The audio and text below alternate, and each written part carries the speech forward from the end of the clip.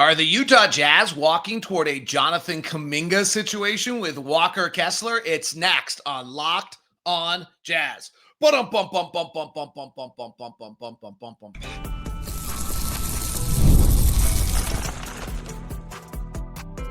You are Locked on Jazz, your daily podcast on the Utah Jazz.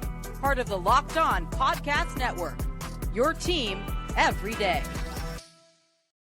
It's an Ask LOJ Friday edition of Locked on Jazz. How are you? I am David Locke, radio voice of the Utah Jazz, Jazz NBA insider. This is Locked on Jazz. It's your daily podcast on the Utah Jazz, giving you insight, expertise, geeky numbers, and hopefully making it way better to be a Jazz fan each and every day. Thank you so much for making Locked on Jazz your first listen of the day. We are free and available on all podcasting apps. And on YouTube. Today's show is brought to you by FanDuel. Right now, new customers can bet just $5. And if your bet wins, you get $300 in bonus bets to use across the app. Download the app today. To the everydayers, you're the greatest. Appreciate you. Are you ready for another season? Monday, media content day. Tuesday, training camp opens. Media sessions coming probably, I would assume, with Austin and Will and everybody on Monday. So it is almost here. This is our last off-season Ask LOJ, and it's loaded. You guys have been great all year long, all summer long. Appreciate you so much. All right, here's what we're going to touch on today on the show. Working backwards, we'll probably wrap it up, talking about Taylor Hendricks. Some fun scenarios on what people would do, wondering if there's any players that might spend time in the G League, some lineup projection things, what Mo Bamba's signing means. We'll try to get to that. Ace Bailey at the 2 is going to be revisited. Who won the summer?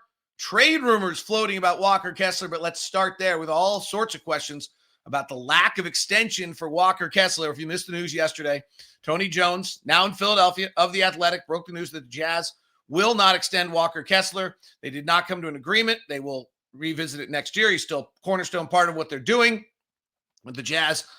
Just to give a quick caps on it, right now, Walker takes about $15 million of cap space.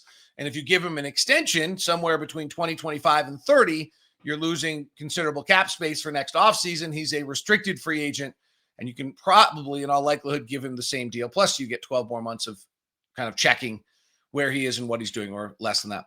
Assuming Walker has another strong year, what are the odds he gets a contract during the season, or will Utah let him become a restricted free agent? Is there a chance we have a Kuminga situation?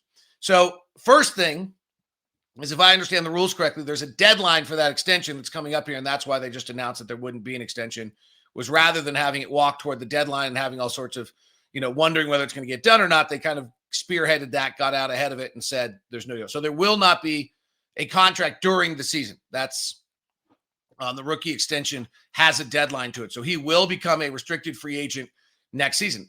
This is the big question. Like, can this backfire in some way? So the way it backfires is that Walker Kessler decides he doesn't want to be here.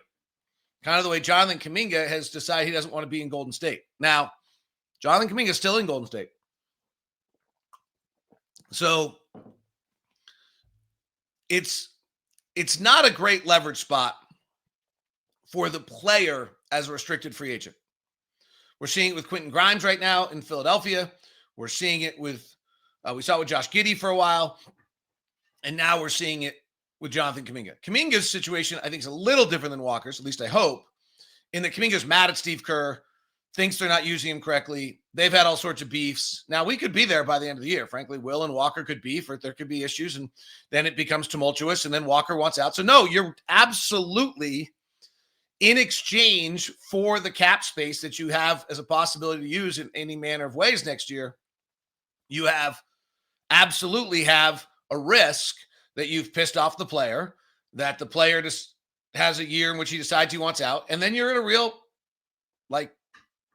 you're kind of butting heads, and the player doesn't have a lot of leverage. So from a team standpoint, this is the right move. The player just he can't force himself out, really. The Jazz would have to accept any trade that's out there. It's where Kuminga sits with the Warriors. Like, we're 3 days away from camp. Kuminga's still on the Warriors. He's not signed. He hasn't made a commitment to anything yet. The talks with the Sacramento Kings have heated up again, but I don't think they're going anywhere. So yes, it's a possibility. And yes, that's ugly. And we hope certainly that wouldn't happen, that you can keep the relations right the whole time. But you take that risk. That is certainly part of the risk here, is that Walker's offended and then Walker wants out. But then Walker's only choice, by the way, instead of probably taking somewhere in the range of a 4-year, $100 million contract, is to sign a qualifying offer for like 18 million or something like less than that and risk getting hurt and losing $90 million. And the Kessler family's not dumb. So that's not a great option for him. Trade rumors are flowing. I saw this one also. Thoughts on Kessler for Austin Reaves and 2 firsts. Okay. Let me first say, I don't know what a credible source is anymore, right? Like, are we just going to say only if ESPN or Jake Fisher says a trade or is out there, it's real? We do have just so much, right? It's a different world. It's clickbaity. Headlines get it. You can make something up. Let me just go on the premise of this deal. If you are going to trade Walker Kessler, the first thing you're trying to do is replace Walker Kessler, right? Like, if you have a 7-foot-tall rim-protecting center on your roster and you trade him, the very first thing you need to do is go get a 7-foot-tall rim-protecting center. So that's hard. And so to some extent, like, I feel like if you're trading Walker, you better go get 2 first-round draft picks if you're doing it with draft picks. But you're also getting whatever you get's going to be 3-4 years behind Walker. So my point on 2 draft picks, as I've said numerous times, after the 11th pick of the first round of the NBA, you get about a 50% chance that the player is going to make the league. So if I'm trying to get equal value to Walker, who's an established rotation player, I need at least 2 first-round picks. That's the value. A first-round pick gives me about a 50% chance of a rotation player. Then to get someone as good as Walker, I need actually more than 2 first-round picks because Walker's an established 25-minute night NBA player. And that's where Austin Reaves would kick in, or another player. So as it might seem like a lot, but if I'm giving up a established 25 to 30-minute a night rotation player in the NBA, 2 first-round draft picks that are going to be 15 or below are not of equal value to an established NBA player. I know. We all love it when we trade for a bunch of draft picks and the draft pick to Mikal Bridges gets traded for all these picks and everyone goes nuts. Like, let's watch it by the time it's over. If you go look back at these, all like the Danny Ainge, Jason Tatum, Jaylen Brown fleecing of Prokhorov and the Brooklyn Nets is pretty different. It hasn't happened that often. If you go back and look at most of the trades over time where there's a multitude of draft picks, usually there's one player that clicks in of value and then a lot that don't, because that's how the draft works. What Danny did to Prokhorov and Brooklyn makes everyone think it works all the time. It worked for him. He got Jaylen Brown and Jason Tatum incredibly. But most people don't have that to work. Due to Walker not getting an extension, looks like Utah's opened up cap space for next offseason. Is there a chance Utah would actually be aggressive in free agency as early as next offseason? Yeah. I think there's a real chance. 2 things. One is at some point you got to get going. 2 is the draft after next year. I mean, this one's got Cameron and AJ and all these guys. The draft after this one's not supposed to be particularly good. At some point, you've got to go through the middle again, right? Like, if we're going to get to the top, at some point, you have to be willing to get back in the middle. You don't want to get stuck in the middle, right? You don't want to be Chicago. Sacramento feels like they're back there again. Ideally, you don't want to be there. But at some point, you've got to go back through the middle to get there. So, yes, it does seem as though there's a chance that in this offseason, the Jazz could try to piece some pieces together. Obviously, a lot of it's what Ace does this year. And, you got to be a little careful getting too soon. But at some point, we got to go. So, yes, it could be as early as the summer. And you've got to give yourself the flexibility to be able to do that. And at this point, if we've done well in the lottery, we would have 2 top 3 caliber players. Like Ace was really a top 3 pick, right? And then you hope they both hit. And you add them to, as I've talked about, you add them to Lauri and Walker. Okay, there's 2. There's 4 guys. You sign a free agent of some sort. Maybe it's not a big name, but it's a player or 2 that fits. That's 5. Maybe it's 2 players. That's 6. And then you need 2 or 3 of these young guys that we have on the roster, the 7 other young guys, to fill in, to be 6, 7, 8, and 9. Or 7, 8, 9. And if they're able to be better than 7, 8, 9 and move everyone down the ladder, then you get pretty good pretty fast. And I do believe that there's a new element to this collective bargaining agreement, that depth is going to be as important as the old day of a top 10, a top 20, a top 50. Just may not be the model anymore. I mean, I think you need to have a top 10 probably still. Shea Gilgeous-Alexander was pretty good. Tyrese Halliburton was pretty good last year. Jalen Brunson was pretty good. Anthony Edwards was pretty good. Like, you probably still got to have a top 10, but I'm not sure you need a top 10, a top 20, a top 50. What Jazz player won the summer? If you ask around the team, it's universal who it is. Next on Locked on Jazz. Friday edition of Locked on Jazz is brought to you by Murdoch Hyundai. Good friends over at Murdoch, Blake and the crew, do amazing work. The first thing is the Murdochs. They've run this company in Utah for nearly 100 years, and they want to make sure that they're part of your community. They have no regrets. I go back to COVID. Everyone's charging extra. Murdoch, don't do it. I asked Blake, why not? He's like, I don't want to go to the grocery store, go to church, and have someone I took $2,500 from extra when there was a crisis. It's not who we are. It's not who they are today. It's not who they were then. It's who they've been consistent throughout this whole time. And then the Hyundai cars. Actually, my son home and was driving the Santa Fe hybrid and was like, man, it is nice. It is. He has the old Santa Fe that's 7 years old, so I think he really liked the new one. But I don't think it was a hint. He's doing fine, but maybe it was a hint. Absolutely fabulous car. I'm driving the Santa Fe hybrid right now. Good power, credible gas mileage, absolutely great roominess. Fabulous car all the way around. The Hyundais are made beautifully. And if you're in the market for a Hyundai, looking for a car right now, email me. Let's get you the VIP experience you deserve by being a member of the Locked on Jazz community. Being an everydayer, you get that VIP experience. Email me at dlock09@gmail.com. That's dlock09@gmail.com to get you the VIP experience. Today's show is also brought to you by Skims. Skims is making underwear for men. Skims has taken the women's world by storm, and they've now ventured out into making underwear for men. So much as people have talked about it, so you got to try it. They actually, I'll be clear, they sent me my first 2 pairs for free. I now own 5, so that's what you need to know. I've always had, you always want the right comfort, the things. I've been particular. I kind of have my one brand I always take. Now I have 2. Their men's line offers something for everyone, from boxer briefs to classic briefs, all designed with a perfect balance of comfort and style. They're the ones I most often wear on long plane flights. They also have particularly tight fit if you're working out, running, doing something like that. So they can work for both running errands or heavy workouts, whatever it might be that works for you. Reliable, lightweight material, feels amazing. It's all at Skims. So go to skims.com, skims.com, and shop Skims Men. Let them know we sent you. After you place your order, do select podcast in the survey and select our show. If you could, that would be absolutely great. Check it out at skims.com, Skims for men. Thank you so much for making Locked On Podcast Network the #1 sports podcast network there is. Thank you. You guys are amazing. Appreciate helping us build this thing into what it is today. It's pretty awesome. I greatly appreciate you. All right. Who won the summer? No question. Universally, the answer is Keyonte George. Keyonte George won the summer in everyone's mind. He's stronger. He's more athletic. He's worked out incredibly. He's been amazingly dedicated. He's had some tough conversations. He's listened. And it's why I've been so bullish on him in all of our interviews. Keyonte George, who has all the skills and all the pieces you need, now has to work on having more emotional consistency, maturity. Okay, fine.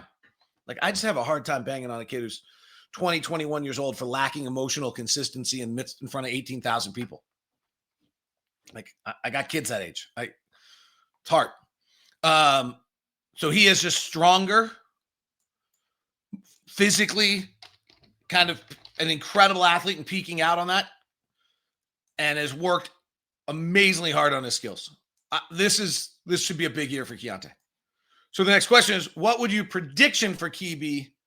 Stats, percentage, etc. This gets a little interesting because I don't know that I think that, to me, at just about to turn 22, that what I think Keyonte's big change is going to be is whether he averages more points per game, assists per game, or rebounds per game. Some of it, to me, honestly, is going to be shot selection. So last 2 years, he's only taken 13% of his shots at the rim. That's in about the 12th percentile, 15th percentile of all guards. So the first statistical thing I want to see out of Key is, can he get himself on the rim more than he has in the past? Okay. So that's the first thing. He had a nice jump in his effective field goal percentage from 47 to 49% last year. That number's got to get to 51 or 52. He's got to get a lot closer to league average than he's been. Okay. The other one, I don't know that I hate necessarily that 36% of his shots are are floaters and things like that. I'm not sure. I don't like the floater. I think we all fall in love with it. I think it's too easy. It's a 40% shot. It's not a good shot. But I do think it's part of your game. I'd like to see him maybe reduce that a little bit so he gets on the rim. The other one is the above the break three. So Key has only shot 32% each of the last 2 years on the above the break three. That's not good enough. The league average is probably 34, 35. They come in two fashions. They come either because you play a little catch and shoot, or two, because you're playing off the bounce. Key has an incredible ability to get the ball, get an off the bounce three. It's an amazing skill. It's going to be important to him in his career. It's going to be what makes him a great player. But let's not get overly reliant on it. The thing that changed last year for him a little bit was he had more catch and shoot, corner three opportunities, and he hit 49% of them. But what went down last year was the percentage of his field goals assisted from three. He went from 70% of his field goals assisted from three to 64% of his field goals assisted on threes, just on his threes. I'd like to see that number come up a little bit. In other words, not as reliant on the self-creation. Now, the off the bounce three is a very valuable shot in the league. It's hard to get. There aren't a lot of players that can do it. The fact that Key can do it is really important, and I don't want to minimize that. In fact, I do think it's actually, if you want to get like the number one reason why I think he really could still be a very, very good NBA player, is because he has that. If he can solidify his footwork and make it a little better than it's been, he's taking 4 of those a game. For the time being, I think I'd love to see if that number would slip down a little bit and let him just get a few more catch and shoots, be a little bit more patient, and not feel like he has to be the one in the offense that makes those plays. Those things, I think, would reduce the burden upon him a little bit. So if we just think about, he took 8 threes a game, I think, last year. 4 were catch and shoots and 4 were off the bounce. He's shooting 37% on his catch and shoots and 32% on his off the bounce. I feel like if he went to 3 off the bounce, his shooting percentage would increase to 35 or 36%. And then you add the fact that you're shooting 36, 37% on your catch and shoots, and then I think you shoot 36 or 37% from 3. Now we're starting to piece this together. Another shot at the rim, 1 less floater, little distribution difference in your shot selection on the threes. And now I think you're 17 points a game, just like you were last year, but so much more efficient. Assuming Lauri is first, who will be the second leading scorer on the Jazz? Thurl Bailey went with Bryce Sensabaugh. Ben Anderson made a good point, which we hope it's Ace Bailey. I think it's Keyonte George.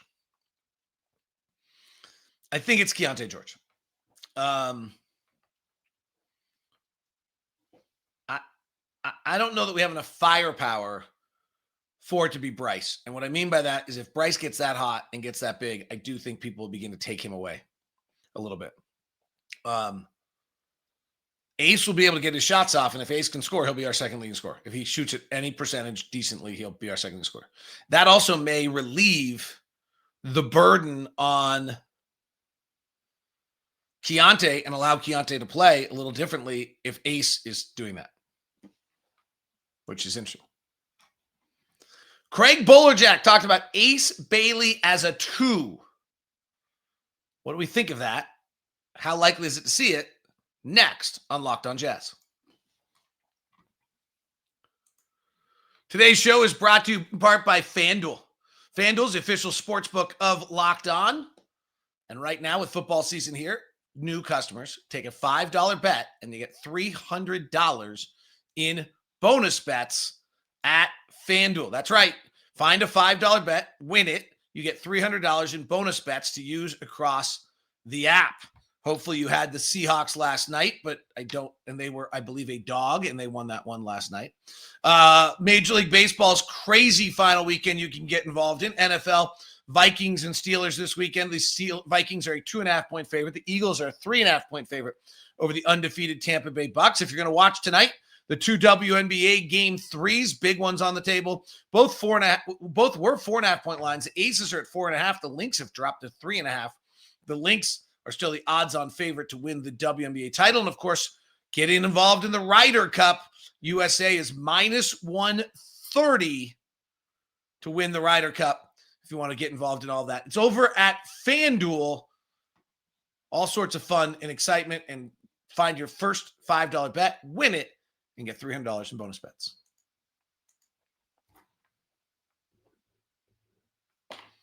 Thanks so much for making Locked On Jazz your first listen of the day. Free and available on all podcasting apps. Greatly appreciate you. Subscribe, follow. I'm at DLock09 on all socials. I am going to try, don't always promise, I have a lot on my table. I'm going to try to really increase my social game this year.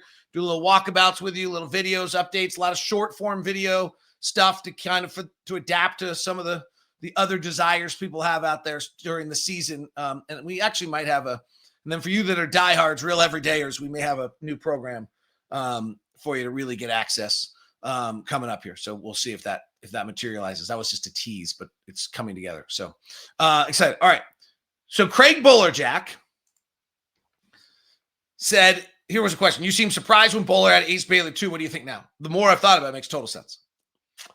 So why did Seattle use Kevin Durant as a 2 when he was a rookie at 6'11"?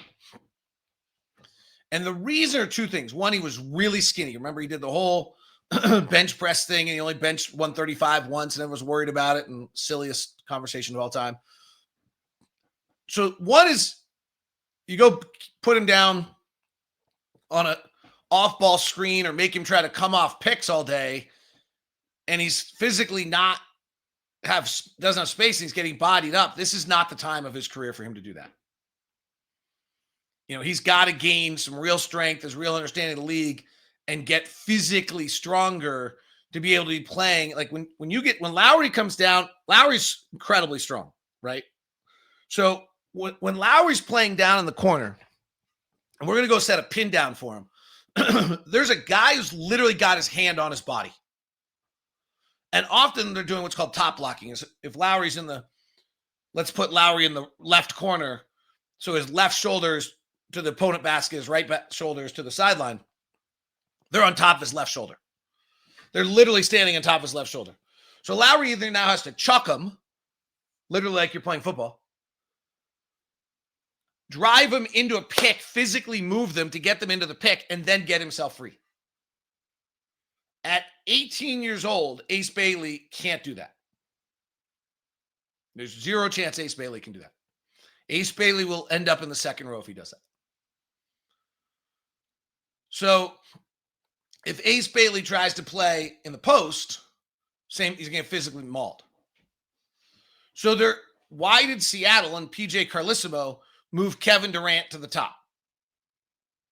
And that was, they did that, and I actually have access to PJ. I'm going to have some conversations with him about it. They did that because it gives him space on the floor. It makes it harder to body up on him. It makes it harder to physically maul him. The game is, if you're a great player, like Ace Bailey's been his whole life, you've also seen the game almost entirely from that point of view. If you're coming down the floor, you're playing up at the top, you're seeing the basket, you're seeing the men, you probably haven't done a lot of stuff while you're in the corner and tried to read the game out of the corner. That's not a common place for you. So, I mean, if you actually just think about, I know Cody had a tough year last year, but the few times Cody looked fine is when he came from the top. And he always looked kind of off when he was off in the corners. So Ace Bailey playing the 2, Bowler's point was great. Bowler was right on it. It makes all the sense in the world. Because it gets him out in space. It lets him play off of bodies. And it lets him see the game from a place he's familiar. What are fair expectations for Taylor Hendricks this year? I may have made a mistake here. I went and did Josh Lloyd's Locked On Fantasy Basketball, and I might have gotten a little ahead of myself here. I talked about after All-Star break, and maybe that's the first thing. So after All-Star break, I talked about whether Taylor might be able to link together 12 points and 5 rebounds just by playing and being active. That might have been a reach. And an unfair expectation if someone heard that and set that for Taylor. That injury is pretty horrific. There is going to be a real mental hurdle for him. And so I actually think any night he plays 10 or more minutes of basketball till the All-Star break, the first 60 games of the year, is a win. Anytime, any minutes on the floor, so he can just gain a little bit more confidence. And then the question is whether he's, frankly, is he moving right? Is he physically moving in a manner that makes you believe he can be an NBA player? That is the very first expectation of what we should be watching for Taylor. And then if he's not in the first month, is he in the second month? And if he's not in the second month, is he in the third month? And give it time. The other one is he's played 42 games. And they haven't really been wow, stellar games. There have been moments, and we liked various things. He blocked a shot here or there, and he did some fun things, and his body's incredible. But the third thing is he's still just got so far to go as a basketball player that in the midst of a huge mental gamble, he's got to try to figure out how to play. That's a pretty tough script.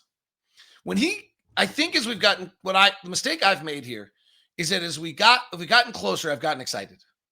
But if you go back to the show I did 3 days after the injury, I literally said, this is horrific for the Jazz. I mean, it's obviously horrific for Taylor. So we're 3 days after, and we finally, for the first time, turned the focus to what does it mean to Taylor? I mean, what does it mean to the Jazz, not to Taylor? And my show was that this is horrific for the Jazz development and the rebuild. That this is your number 9 pick. This is an important piece of the puzzle. And you now cannot evaluate him probably until the 26-27 season at all. That he won't play again this year. I didn't think he would be ready to start this year. And that you really couldn't fairly evaluate him at all until the 26-27 season. And he's still, at the time, remember, he played 43 games. We had a very honest opinion. He had missed 9 straight threes. He hadn't really played a lot of good basketball yet. And we don't know anything about him at all. And when you start to piece those pieces together, you're going to have to make extension decisions and other things on him without enough knowledge. That was my point of view in November of last year. That is probably still the accurate point of view on Taylor. That this next year actually has no value, truly, other than getting him emotionally and mentally comfortable to start the 26-27 season. But as we've gotten closer, I got excited. We all got excited. We've seen his body. We want him to do great. I probably should pull back on that. Which scenario would be better? Multiple young players take a huge step this year and the Jazz somehow squeak into the playoffs but convey the pick, or they get a top 3 pick. Truthfully, since the league is about great players, it'd probably be better for us to win a top 3 pick. But for us to be a team that makes the playoffs, when you look at the Western Conference, if we made the playoffs, not the play-in, you're saying we make the playoffs, so we're top 6. The amount of young players who would have to have massive years, probably that's a better scenario than another top 3 pick. I mean, Lauri would be an all-star again. Walker would have to be like a force. We'd have to be top 15 defensively all of a sudden, which means Keyonte's defending and playing great. Ace is out of this world, and somebody else clicked in. I'll take that one. Wondering what players would have had a bad rookie year's Cody if their teams had been throwing them out there like Cody, a few candidates, Aaron Holiday. It's a great point. Ben Anderson made it really well. Cody was the youngest guy in the draft last year. He was crazy skinny. His body hadn't developed yet. He probably should have played 65 games in the G League, but we weren't there for that. And so he ended up playing in the NBA, and it was hard to watch. Let's wash it from our memory and see what he can do this year, because if he had just played G League all year last year, we wouldn't be that worried about it. Thoughts on Mo Bamba with the team this week? Training camp deal. Does he have any chance to make the roster? So got to give Jazz Nation a little credit. This was actually in last week, but because I left it, I didn't get to it. He actually nailed this. Mo Bamba was in a bunch of pictures on the Jazz site. They signed him yesterday. So he is a former top 10 pick, 7-footers, never had a really successful NBA career, but he's a completely viable NBA player. He's never really held the rotation regularly. His last few years have been kind of a little less and less. Last year, he played 32 games between the Clippers and the Pelicans. The year before that in Philadelphia, he played 57 games. So I don't expect Mo Bamba to suddenly become something different than he was when he was this. They have high hopes for him in Orlando. He was a 6th pick of the draft, and as is the case, like, they don't all pan out. His best year was his 3rd year. He averaged like 11 points and 8 rebounds. He's big, long, impactful, but has never really been able to hold himself in NBA rotation. But it's like, if nothing else, let's see what happens. And then also training camp, having 4 bigs in training camp is important. So you've now got Yusuf Nurkic, Walker Kessler, Mo Bamba, Kyle Filipowski. You've got 4 bigs for training camp. It's super important. Those are kind of little subtle moves that matter. That is Locked On Jazz for today. Tomorrow, Monday, we'll fire up on what is the success for every player. Lauren Green hopefully joins us Tuesday and Wednesday is the plan. Then we'll circle back, and then a week from Wednesday, we have our first game. So we'll be on the road. Wednesday morning, I'll do the show from the road. Yes! It is Locked On Jazz. Thanks so much for tuning in. Thanks for being a part of it. Thanks for being an everydayer. Thanks for making us the #1 sports podcast network. We now take you the first ever national 24/7 NBA channel on YouTube, Locked On NBA. Check out Locked On NBA every day. Wes Goldberg, Matt Moore, and Hayes carry you through it.